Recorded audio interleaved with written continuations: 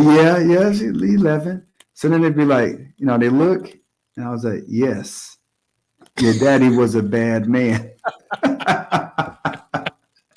Yeah, that's great, man. Because I know my dad. If I know if that was the scenario, he would be like, "Congratulations, son. Good job. Good job. Now you got some big shoes to fill."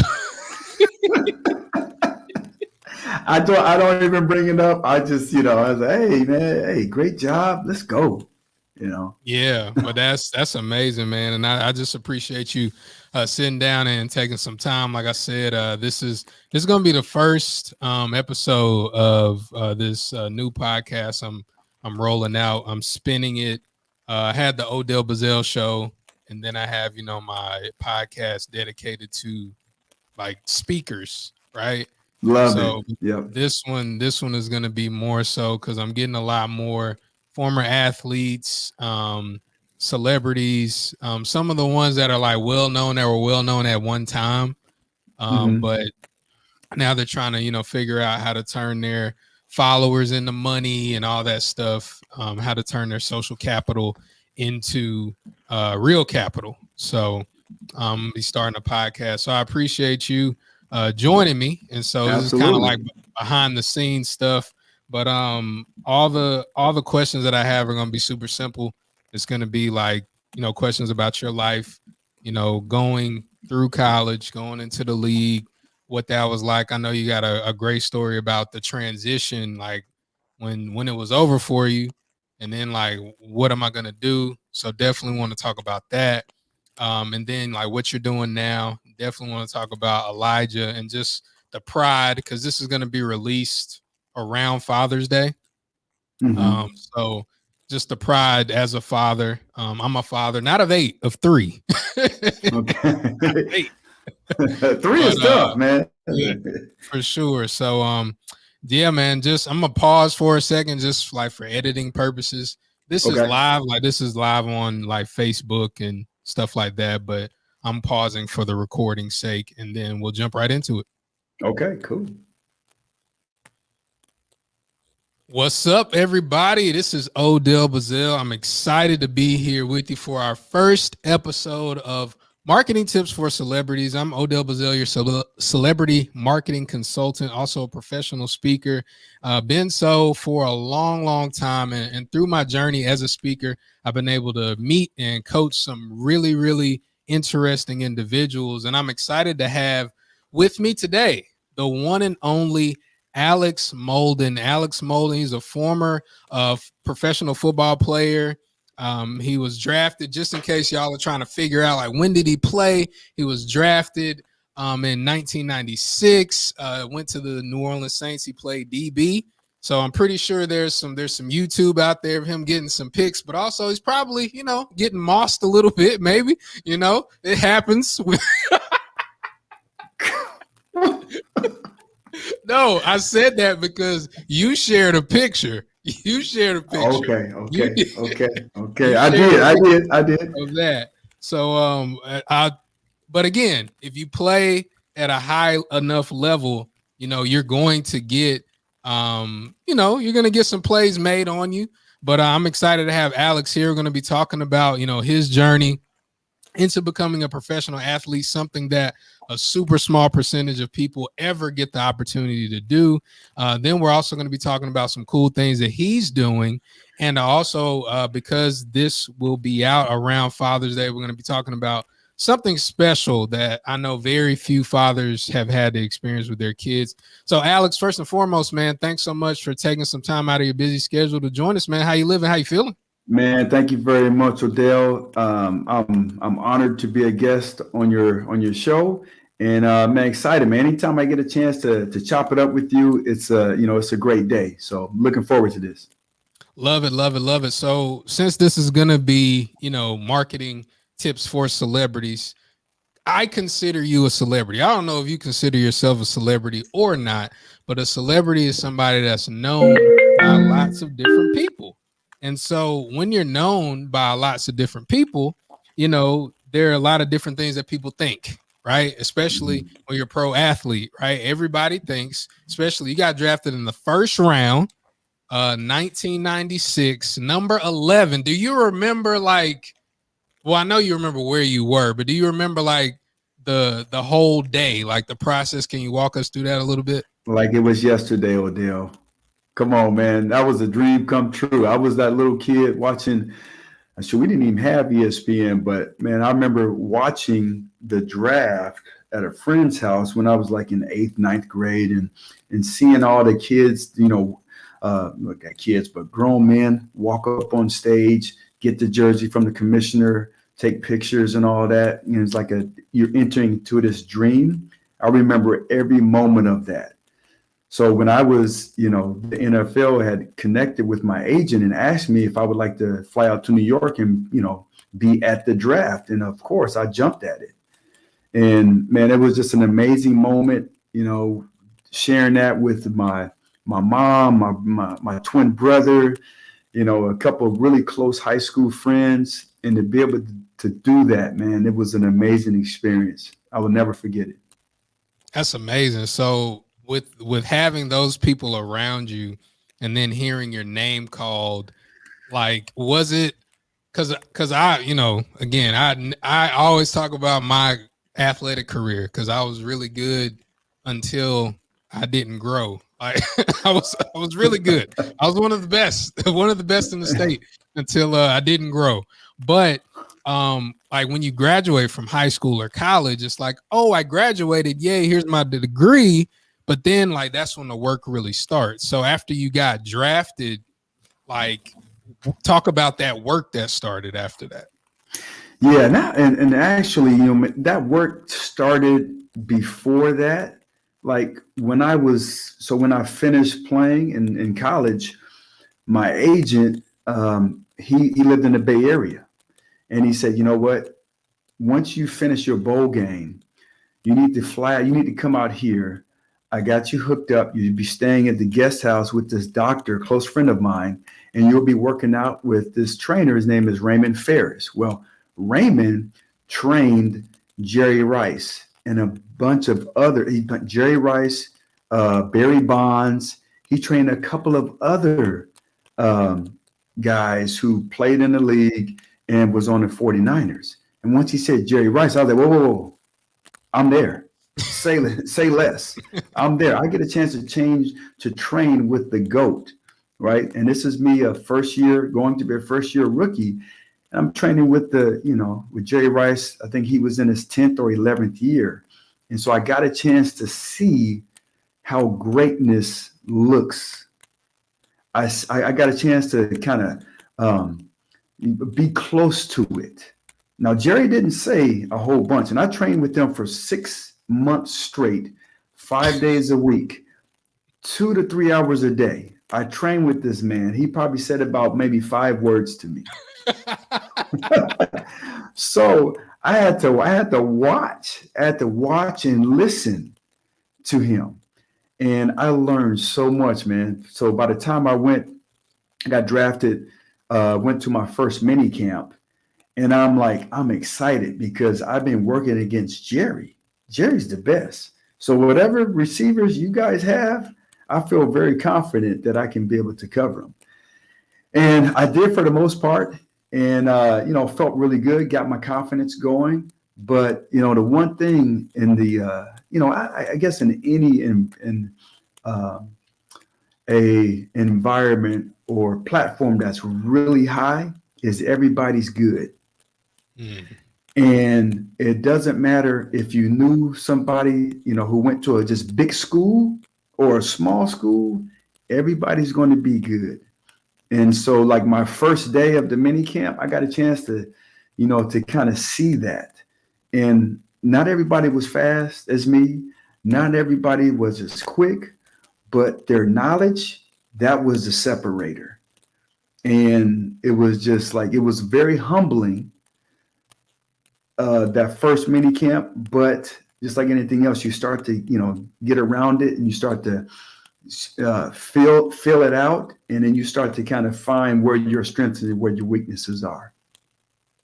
That's amazing that you got to train with the GOAT. And you know, you went to college at Oregon, Yeah. right? University of Oregon. And so, you know, pretty big school, right? Out there, out west. And going to the Saints. Now I really started watching football around, like really watching it around 95, 96, because the Carolina Panthers expansion team came about in the mid 90s. And so that's when I really was plugged in. My pops was like, "Oh, we got a home team now. We got somebody to look at." And the Saints were always like a bad team. Like they were just known as a bad team. So you getting drafted to the Saints, when you go into that situation, what's your thought process? Are you just like, all right, I need to play out my rookie deal to make sure I get my money, or like was it like more team centric? Like what was your mindset going into that?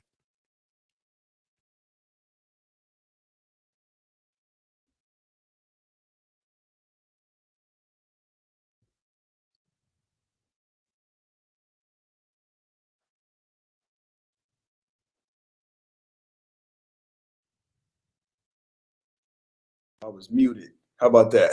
Okay. All right. So, um, I didn't know a whole bunch about the Saints because I didn't, never really watched them. I was just so thrilled to, to have a job, and you go to the Saints, and they weren't that great, but I wanted to just be a part of something and starting here, but then elevating it.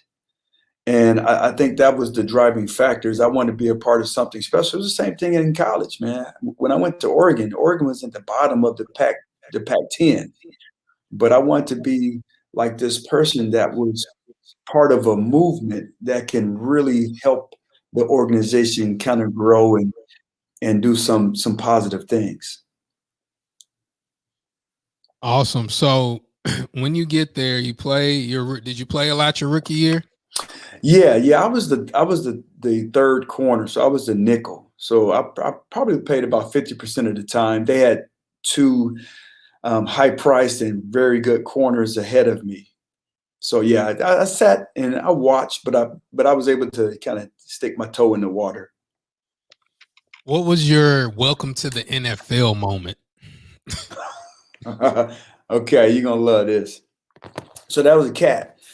His name was Rufus Porter. So Rufus was he was a veteran, about 8 or 9 years, and he played for the Seattle Seahawks for a long time. Then he came to the Saints. Remember, man, our first mini camp, and we was in the locker room, right? And so I'm in there, I'm nervous, just like the first day of school, right? So I'm in there, I'm meeting all the fellas, the DBs, they welcome me. Hey man, glad you're here, this, that, and the other. And all of a sudden, like out the blue, Rufus was like, "Damn, rookie, look at your teeth." Now, my teeth are not as straight as they are now back then. My mom and my dad was in the military. They got divorced. We didn't have a whole bunch of money. And so I knew I had crooked teeth, right? I knew I had crooked teeth, but nobody ever said anything about it, whether it was high school or in college. And this first day in this minicamp, a dude who I didn't even know, like put it out there on blast to everybody, something that I was very self-conscious about. So from that point on, Adele, is I had to have, number one is I had to have thick skin. When you playing in the NFL, there's guys from different cultures, different backgrounds. A lot of them had success because they played for a long time. So a lot of them, they they are entitled. They can speak to anybody however they want to. And even though we didn't have a relationship, man, he just put it right out there. And so, that was one thing that really it stung, and I had to have thick skin, very thick skin. That's crazy. I can't even imagine that. Probably has some different feelings in it for Rufus. It's like, man, what kind of name is Rufus? No respect, Right? no disrespect. But man, so you played for the Saints for a few years, then you went to the Chargers. Yeah, went to the Chargers, played 2 years with them, signed a 6-year contract, only got two. That's how Yeah, that's how the NFL is, though.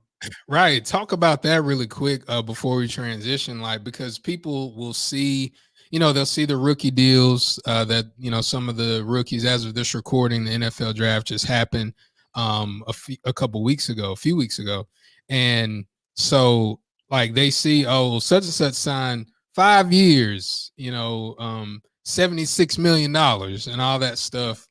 You had that experience where it's like, yo, I got this 6-year deal for X amount of dollars, but you only played two. How does that work as it relates to guaranteed money and contracts? And it might be a little different now, but how was it when you were in the league?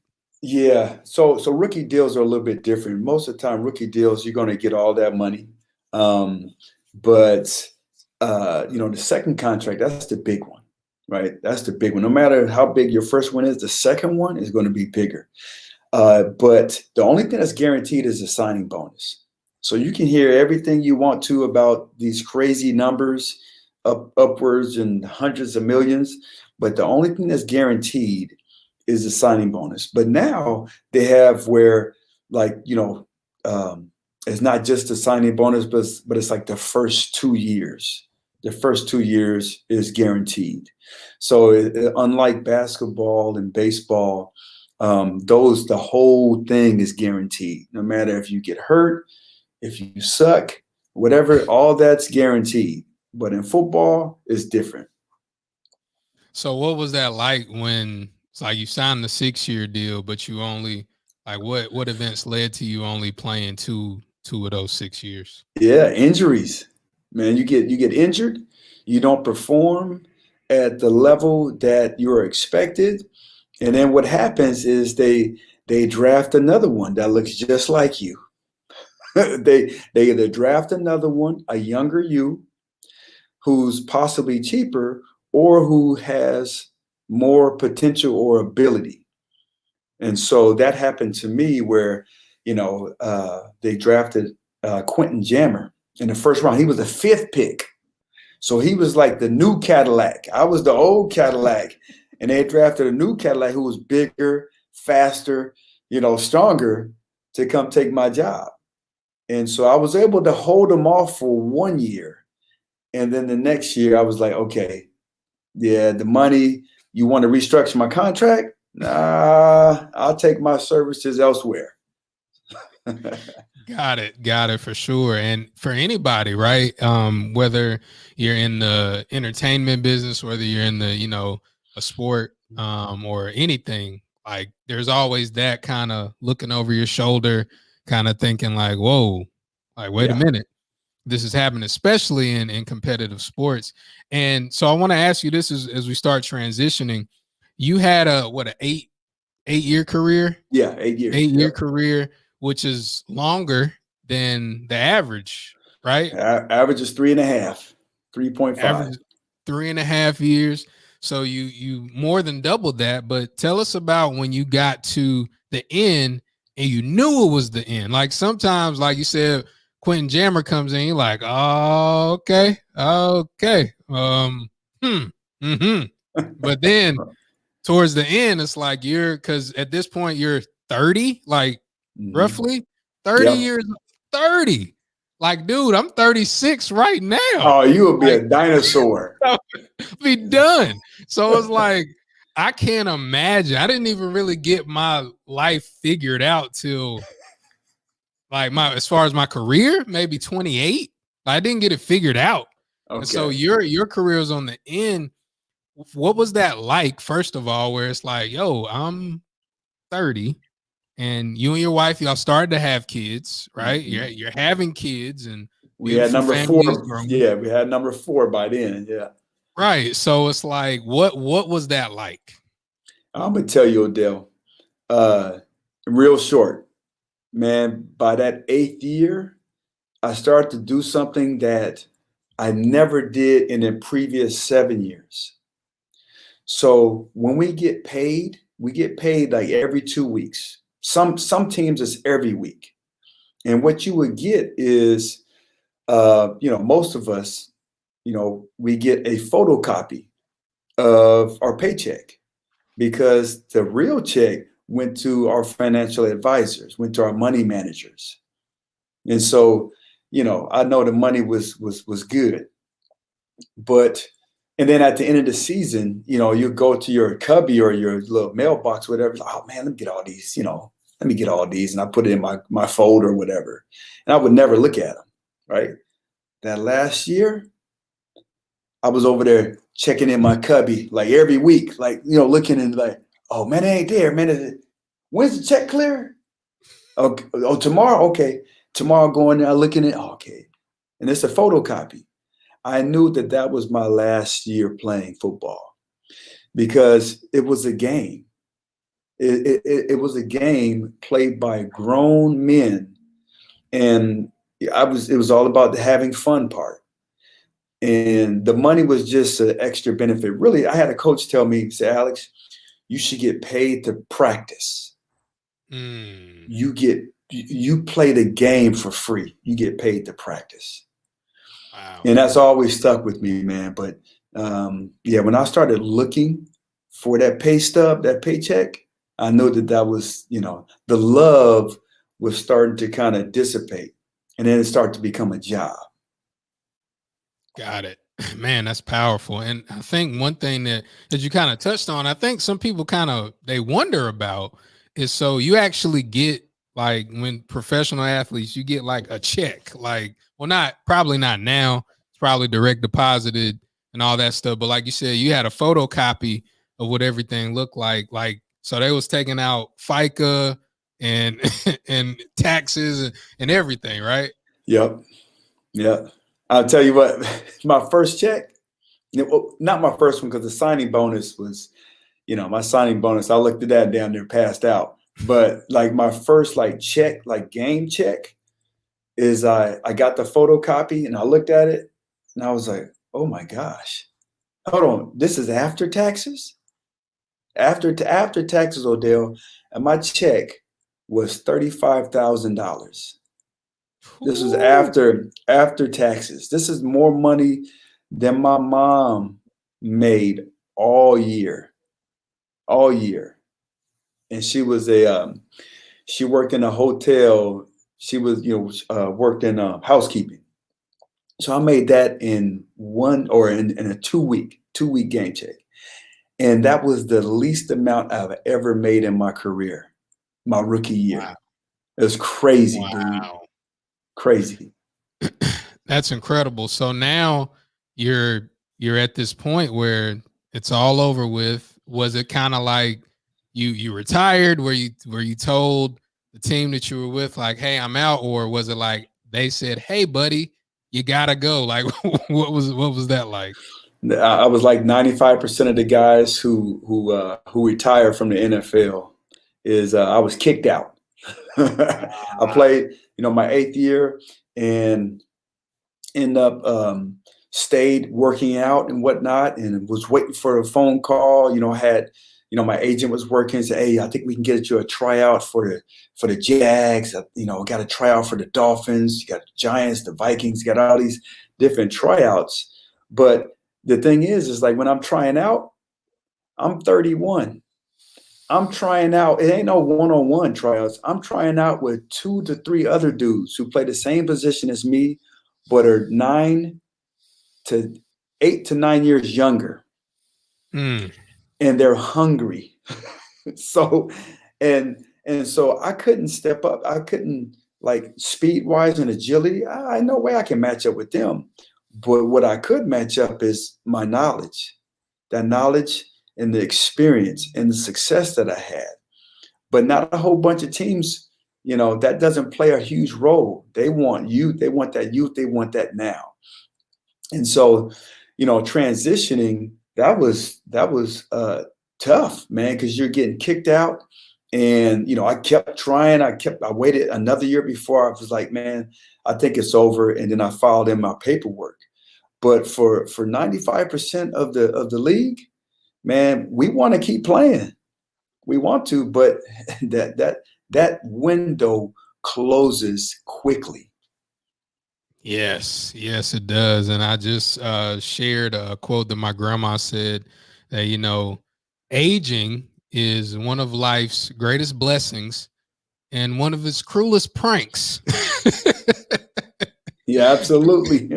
Because as you get older, it goes faster. So it's like you've got to latch onto it more. So talk about the transition.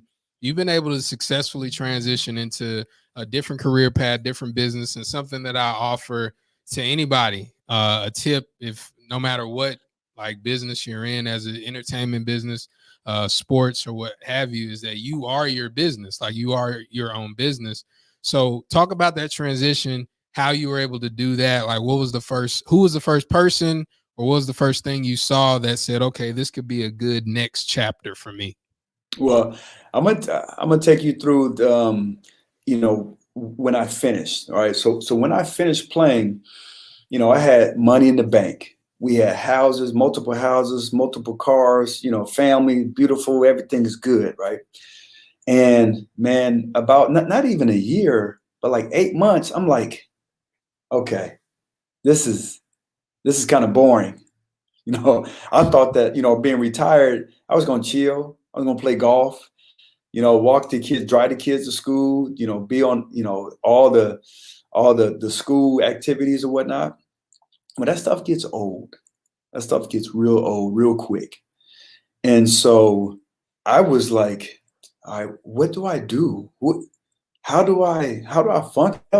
What else is there? I work out, I play golf. There's gotta be more. And one of the ladies who lived in our neighborhood, she was a CEO of this nonprofit. So she asked me would I ever consider being a development consultant. And I was like, cool, yeah. What's a development consultant? So she started to kind of tell me, and I was like, oh, okay, cool. I make phone calls, write grants and stuff. Okay, yeah, I'm in. So I wanted something to do. It was just part time. So I did that. I did that for about like 6 months. And then we ended up moving up here to Portland. Moved up here to Portland, and same thing. Like, man, I don't know what I'm gonna do. I don't, career. I don't know all this. I don't speaking. I didn't even think about it. But I came across, I had an interview with this nonprofit. I reached out to this. There's a nonprofit up here, and I got an interview. I thought that I was going to knock it out the park because I had experience. It was 6 months. I played in the NFL. The NFL provides like a $5,000 grant to any nonprofit that employs a former NFL player. So I was like, man, I got it. And so I did my research on them, had my interview, and about midway through the interview, I'm think I'm doing a good job, a bang up job, right? I'm, former athlete. We all think we do a bang up job. And she started asking me questions about myself, and like deep questions, like, Alex, what do you love to do? What is your purpose? What deep questions I didn't even ask myself. Odell, she finally stopped the interview. She said, Alex, you're not going to get this job. And before you go on any more job interviews, I'm going to give you some advice. You need to find out exactly who you are.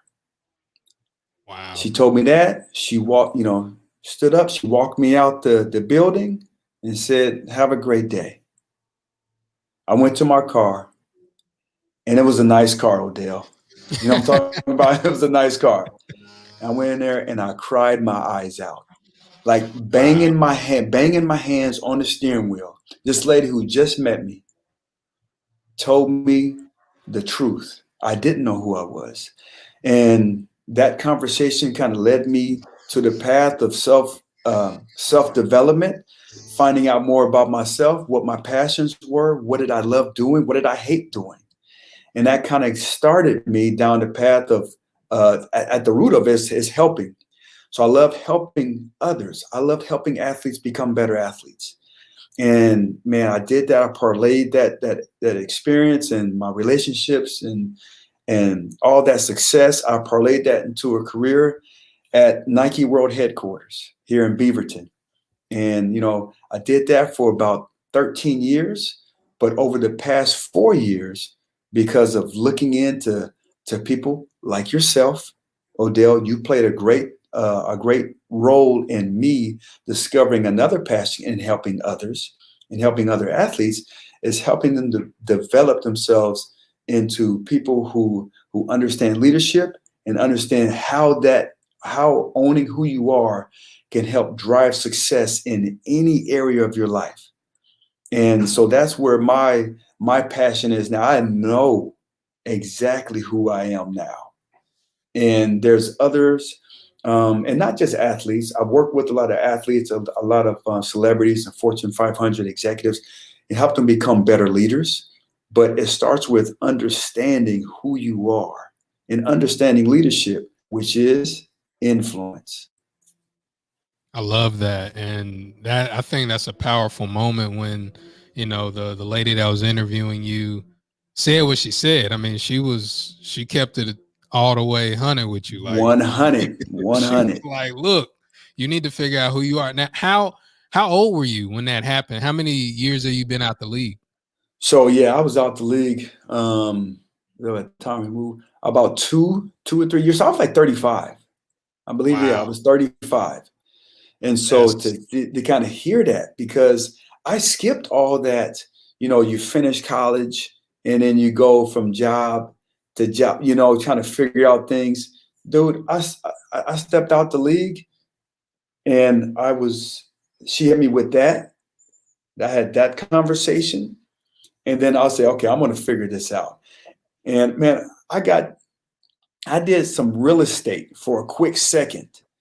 Didn't I went tried to get my real estate license? Man, this doesn't give me joy. So then I went through like sales. People said, man, you know what? You'll be great in insurance. Working insurance and sales. I tried that, and man, that ain't me. I even did I even did door-to-door sales wearing a suit. I did that for one day, Odell. I did that for one day, and I was like, I can't believe I'm doing this. And it wasn't for the money. I had money to find something that I get enjoyment out of. Like every day, like I wake up, and it used to be I wake up, man. I get to make better. I get to make people better athletes. I get to make athletes better. Faster, quicker, stronger. But now, man, I get to wake up. I get to make people better people. I get to help them see, like, man, where their life can go. And it's a certain path. It's a certain path. How and we talked about it, but yeah, it's something that I know what my purpose is now, and I get great joy out of it. That's amazing. And I think that leads really seamlessly into, now you have a son that's been drafted. Shout out to Elijah, drafted into the NFL. I don't I'm trying to think back in my mind. I'm a bit of a sports guy, so I'm trying to think of the father son. Oh man, you got and in the NFL, like how many are there?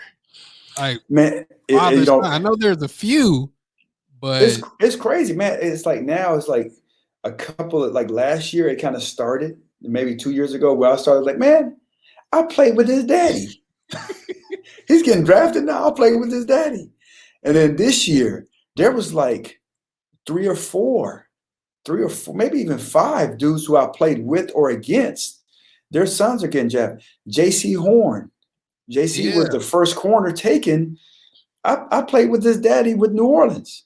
Joe wow, Horn. yeah, I Joe played Horn, cell Joe phone in Horn. the stands. Yeah, that's right. That's right. And then the other was the other corner from Alabama, number two. Oh shoot, I can't forget. I can't. But anyway, I played against his dad, and now he's drafted. I played Lorenzo Neal. He played fullback with me with New Orleans and with the Saints, and now his son is getting drafted. So it's crazy.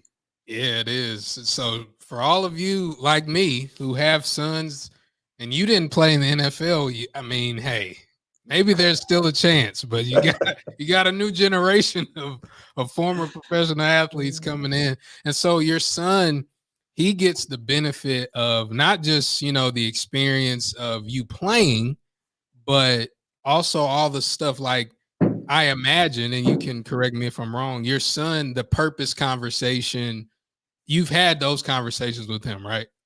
Odell, I just had a conversation with him yesterday. So, when, we taping this, it's about 2 years or 2 weeks after the draft. And I waited for all the dust to settle, because it was emotional. His agent, all the experts expecting him to be drafted in the second round. And so he gets drafted at the end of the third round. And so, I waited for all that to settle. And then I was like, hey, son, let me tell you something. I'm proud of you, but I'm not proud of you for doing all I am kind of, but for this purpose, like the football thing, I'm so happy for you because it's a dream. It was a goal that you've been shooting for the longest, right? And I've seen it in you. And I didn't want to tell you, but I knew that you was going to have a shot, a very good shot. But I told him, I said, I'm more proud of you because you understand, unlike me at that moment when I was 22, football is just what you do. It's not who you are. Mm. For me, football, that playing in the NFL, playing, in college and having all that success, it was a platform. But my character was intertwined into that platform. So then when that platform was taken away, right, when I was kicked out, I was lost. I said, I'm so proud of you because you know exactly who you are. And for what I've seen as a father, I'm always looking at character. It's number one for me, and it's a powerful influencer of why people is going to follow you or why you follow people. For me, it's number one. And I look for different points where I can coach you in and out of sport. And you've shown that, time and time, time on the field and off the field, what high character you have. And that character, man, is going to take you to a lot of different places. Your relationships will also take you to a lot of different places. Your platform that you have, because it's elevated, and now you're a celebrity, it's going to take you to a lot of different places. But, you're not intertwined in that. There's a lot of cats that have been told that because they play well, because they're tall, because they're handsome, pretty, because they play a sport well, that everything is going to be peaches and cream. And everything is riding on that platform. He understands that it's not. That's powerful. And I think that's a lesson for anybody and everybody. You can't your character, your relationships, you can't get caught up in the art of what you're doing more than the art of who you are and what makes you you. And I think that's super powerful message from father to son. And before we get you out of here, Hold on. One thing, Odell, because I gotta put this in there, man. okay, go ahead. Is the reason that we're talking today is because of that conversation I had with that lady. Her name was Miss Tulane. That started me on my journey to bettering myself. I got linked up with you because I saw you on social media and what you was talking about and how I started to like, man, I think the speaking thing, I think I can do this. And I started to listen to you and your words, and I got to see some of your the great things that you've been doing, the people that you've affected. And I was like, man, I'm going to reach out to him and see if does he have any programs or coaching that I can get, because I want what he has. That's the reason. And great things come, man, when you start to look for people, look for different situations, look for different scenarios that can better yourself. And so that's why we're having this conversation right now. And that's why hopefully this conversation can bless somebody. But it starts with you having to recognize, man, I need to get better. That's super powerful. And before we get you out of here, I know you said that you do a lot by helping, excuse me, helping other people become better leaders. Leaders are about influences, about influence. If somebody wants to reach out to you for some coaching that you have or for some guidance that you have, what is the best way to do that? Easiest way, alexmolden.com. I try to keep it simple, man. alexmolden.com. On there, you can have access to my different programs. I have a online program on there that's going to be launching here in the next couple of weeks. So it should be up by June. I'm releasing a book, and I'm excited about this project. It's called The Ultimate Playbook for High Achievement: 11 Keys for Success in and out of sport. I have a podcast. It's called The Shark Effect, and I got the Shark Effect from that conversation that we just had talking about Quentin Jammer and having this small shark placed in my fish tank.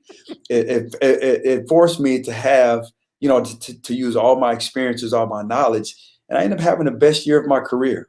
So, I have different people high achievers come on the show and share their experiences and how they lead and how they show up in the world. So, but yeah, man, just long story short, it's alexmolden.com to get more of me.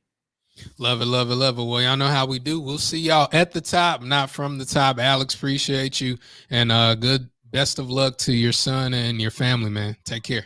Thank you very much. Appreciate you, big man.